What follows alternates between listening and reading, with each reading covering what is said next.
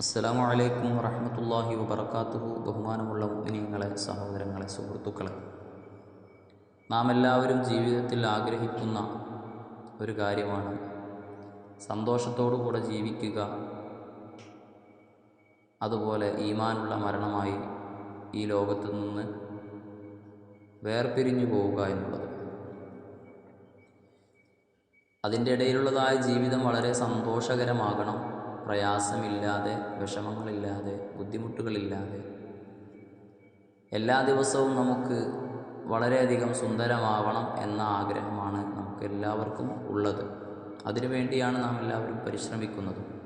നാം ചെയ്യുന്ന ജോലിയാവട്ടെ, നാം വ്യാപൃതമാകുന്നതായ എന്തെല്ലാം പ്രവർത്തികളാവട്ടെ, ഒക്കെ ഈ രണ്ട് കാര്യങ്ങൾക്ക് വേണ്ടിയാണ്. ജീവിച്ചു ആ ജീവിതം ഇനി സുന്ദരമാക്കണം. അതുപോലെ തന്നെ മരണപ്പെടുമ്പോൾ ഈമാനുള്ള മരണം കിട്ടണം. ഇതിൻ്റെ ഇടയിലുള്ളതായ ജീവിതം വളരെ സന്തോഷകരമാകാൻ നാം എല്ലാവരും പ്രയത്നിക്കുന്നവരാണ്, അതിനുവേണ്ടി തയ്യാറെടുക്കുന്നവരാണ്. നാം എല്ലാവരും 5 വഖത്ത് നിസ്കാരം കൃത്യമായി നിർവഹിക്കുകയും ആ 5 വഖത്ത് നിസ്കാരങ്ങൾക്ക് വേണ്ടി ചെയ്യുന്ന വുളൂഇന് ശേഷം വുളൂഇൻ്റെ പ്രാർത്ഥന നാം നടത്തി അതിനുശേഷം 5 തവണ യാ ഷക്കൂറു യാ അല്ലാഹ്, യാ ഷക്കൂറു യാ അല്ലാഹ്, യാ ഷക്കൂറു യാ അല്ലാഹ് എന്ന് 5 തവണ നാം പറയുകയാണെങ്കിൽ, എപ്പോഴാണ് പറയേണ്ടത്?